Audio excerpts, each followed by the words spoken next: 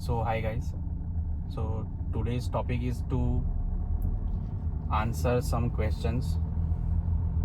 मैंने जो कमेंट्स देखा है मेरी लास्ट वीडियोस में, उस कमेंट्स पे मैंने डिस्क्रिप्शन में आंसर दिया है। फिर भी ये बहुत सारे व्यूअर्स का क्वेश्चन हो सकते हैं, सो मैं 1 बाय 1 सारे क्वेश्चंस कवर करने का ट्राई करता हूँ मैं। सो आज की वीडियो ये होने वाली है। सो अगर आपने मेरी किया सोनेट की अगर वीडियो नहीं देखी है, डीजल ऑटोमेटिक की पूरा रिव्यू वीडियो है, तो please go and watch on my channel. So मेरा पहला क्वेश्चन मैंने देखा जो कमेंट में था वो था ये था कि सोनेट और सेल्टोस क्या मैं ले सकता हूँ। सोनेट ना लेके मैं सेल्टोस का बेस मॉडल ले सकता हूँ, क्योंकि वो सेम प्राइस में आएगा, सेम रेंज में आएगा कुछ तो। बट उसमें मैंने वो भी पूछा था कि डीजल आप प्रेफर कर रहे हो या petrol, because this is diesel automatic. So अगर आप बेस मॉडल ले रहे हो तो ऑब्वियसली उसमें आपको ऑटोमेटिक वेरिएंट नहीं मिलता है। ऑटोमेटिक वेरिएंट 21 लाख से स्टार्ट होता है सेल्टोस में, और मैनुअल आप ले सकते हैं, बट मैनुअल में आई प्रीफर लाइक उसमें कुछ भी नहीं है। आपकी लेदर सीट नहीं है, वेंटिलेटर सीट नहीं है। काफ़ी लोग ऐसा भी करते हैं जो बेस मॉडल लेके फिर उसमें बाहर से एसेसरीज के तौर पे सब चीज़ें डलवा सकते हैं, बट क्रूज़ कंट्रोल है, ऑटोमेटिक क्लाइमेट कंट्रोल है, वेंटिलेटेड सीट्स है, वो आप कैसे डलवाओगे। अभी तो वेंटिलेटेड सीट्स भी एसेसरी में मिलता है, I know, but after market डलवाने से अच्छा कि आपको अगर कंपनी से मिल रहा है तो गलत नहीं है, थोड़े से पैसे ज़्यादा देके। तो आई सजेस्ट कि 21 लाख की जो ऑटोमेटिक आती है HD के ऑप्शनल ऑफ सेल्टोस, वो आप ले सकते हैं अगर आपका बजट 20 लाख 21 लाख के आसपास है, तो जिसमें आपको क्रूज़ कंट्रोल उसमें भी आई थिंक है, और वेंटिलेटेड सीट्स नहीं है क्योंकि उसमें फैब्रिक सीट्स है। बस एक फीचर है और है कि मतलब पैनारोमिक सनरूफ मिलेगा आपको उसमें। और अगर आपकी फैमिली मोर देन 4 पीपल है तो आप सेल्टोस सोच सकते हैं। अदरवाइज़ आपकी अगर फैमिली 4 पीपल है एट अ टाइम, अगर आपके 4 लोग ही गाड़ी में बैठ के ट्रैवल करने वाले हैं, तो दिस गाड़ी इज़ मोर देन इनफ, जिसमें आपके सारे फीचर्स कवर हो रहे हैं। दूसरा क्वेश्चन ये था कि DPF का इशू आता है क्या। मैंने अभी गाड़ी चलाई है 473 किलोमीटर्स, सो मुझे तो अभी ऑब्वियसली DPF का इशू नहीं फेस हुआ है। जब मुझे फेस होगा तब मैं पर्टिकुलरली उसकी अलग से एक वीडियो में बना के अपलोड करूँगा। बट मुझे DPF का ये थोड़ा बहुत जो नॉलेज है वो मैं बता सकता हूँ कि अगर आपका कार डीजल है, जिसमें ये डीजल पार्टिकल फिल्टर आता है, जो वो फिल्टर अगर आपकी गाड़ी नॉर्मल स्पीड पे चल रही है, कंटिन्यूस, आप हाई स्पीड पे आपका नहीं जा रहा है, तो वो कार्बन एक जगह पे जमा हो जाता है और वो रिलीज़ नहीं हो पाता है। अगर आपकी गाड़ी हाईवे पे अच्छा खासा रनिंग है, वो वंस इन अ मंथ और ट्वाइस इन अ मंथ और twice in a 2 month whatever, तो उस सिनेरियो में आपका वो DPF चौक का इशू नहीं आएगा। और है कि मुझे ये भी क्वेश्चन आया था कि इसका सस्पेंशन हार्ड है थोड़ा। मैं मानता हूँ इसका सस्पेंशन थोड़ा सा हार्ड है, क्योंकि इसमें कॉइल स्प्रिंग्स है, आपको शॉक एब्जॉर्बर नहीं मिलता इसमें।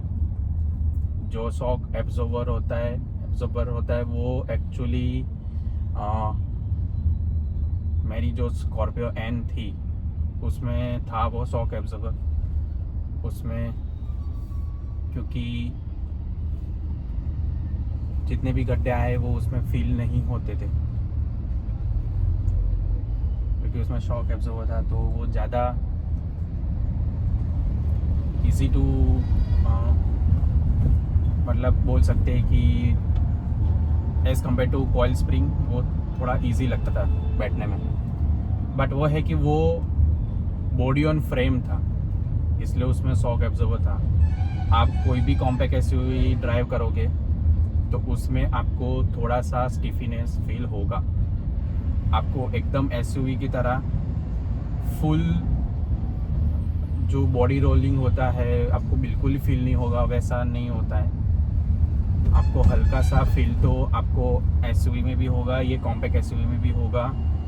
हाँ, 2020 का जो मॉडल था सोनेट में उसमें ज़्यादा स्टीफ था, बट इसके बाद जो इन लोगों ने लॉन्च किया उसमें हल्का सा इम्प्रूवमेंट है, वो मैं बताऊंगा। और एक था कि इसका ऑन रोड और एक्स शोरूम प्राइस क्या पड़ा है। तो इसका जो एक्स शोरूम है वो डिस्काउंट के साथ मुझे कुछ 10.5 लाख का था। और उसके बाद मैं अभी महाराष्ट्र में हूँ, मुंबई में हूँ, तो उसका रोड टैक्स, फिर इंश्योरेंस, फिर TCS, क्योंकि अगर आपकी गाड़ी 10 लाख के ऊपर है तो उसका TCS लगता है 1%। तो वो उसका TCS जो है वो आपको, और मैंने कोई एक्सटेंड वारंटी और एसेसरीज नहीं लिया है, तो मुझे लमसम 15,60,65,000 में ये पड़ी है।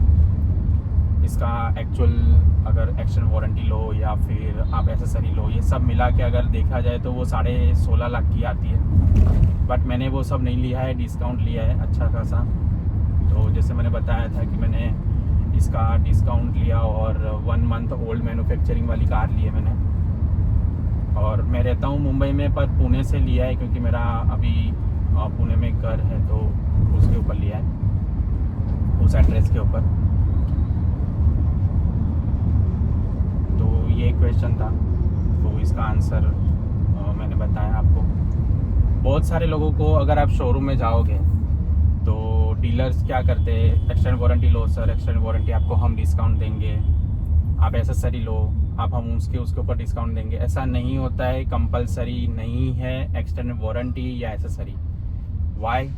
बिकॉज गाड़ी आप ले रहे हो।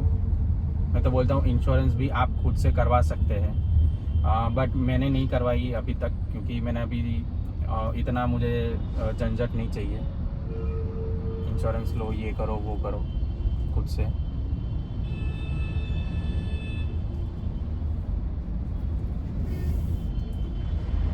अरे जाने देना।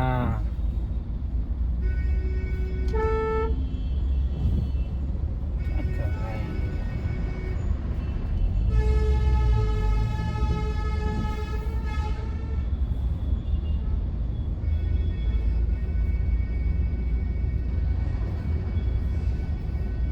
ऐसे ट्रक अगर बीच में रुक जाएंगे तो extend warranty is not compulsory, accessory भी कंपलसरी नहीं है। एक्सटेंड वारंटी बहुत सारे लोग बोलेंगे कि एसेसरी सर आप लो, एक्सटेंड वारंटी लो। आप अभी नहीं लोगे तो आप बाद में नहीं ले पाओगे, दैट इज़ अ रॉन्ग। आपकी गाड़ी जब आप परचेस करते हो उसके बाद 3 साल तक आपकी गाड़ी वारंटी में रहती है।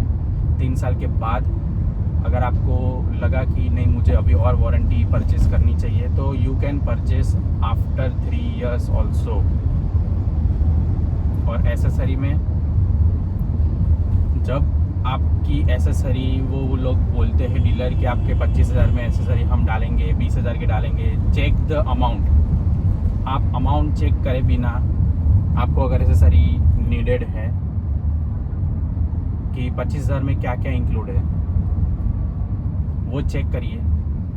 क्योंकि बहुत सारी जगह पे मैंने देखा है कि मड फ्लैप जैसी मड फ्लैप चीज़ जो 300 रुपये की आती है उसके भी 1000 रुपये ये लोग काउंट करते हैं। मोर देन 3 काउंट्स,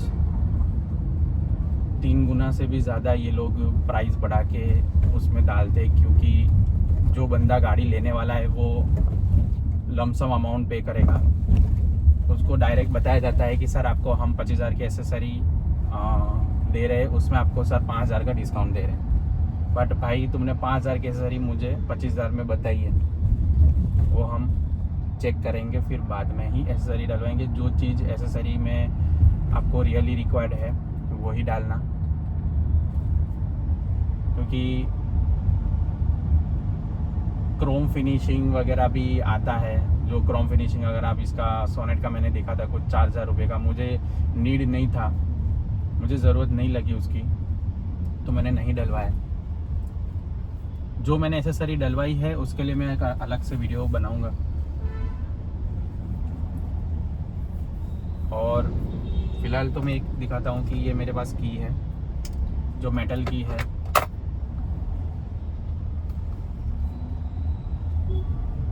की कवर है जो मैंने अलग से अमेज़ोन से मंगवा के मैंने खुद ही इसको इंस्टॉल किया है। कुछ नहीं है, इजी है। मैं आपको उसका भी एक अलग से वीडियो बना के दूंगा।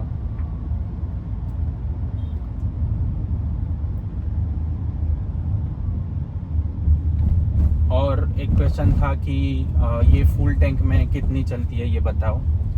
तो जो मैंने अभी तक डिलीवरी लेने के बाद मैंने फुल करवाया था, ये 4000 रुपये में मैंने बताया था। जैसे डीजल फुल करवाया था 44 पॉइंट समथिंग लीटर आया है, और इसकी 45 लीटर की टंकी है। और फुल होने के बाद ये अभी 476 किलोमीटर चली है मेरी गाड़ी, और अभी भी हाफ टैंक भरा हुआ है इसका। तो मुझे उसका रेंज 350 के आसपास दिख रहा है। तो लमसम ये मतलब 750 के अराउंड ये चलेगी फुल टैंक में आई गेस, क्योंकि अभी तक तो मेरा टैंक खाली नहीं हुआ है, फुल यूज़ नहीं किया मैंने। तो ये 750 या 775 तक चलना चाहिए फुल टैंक में।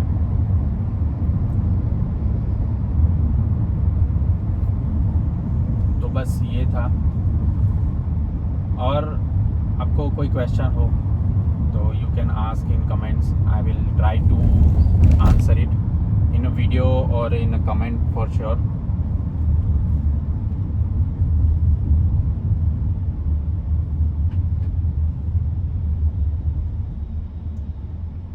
और भी क्वेश्चन हो तो मुझे बताइएगा, मैं उसको आंसर करने का ट्राई करता हूँ।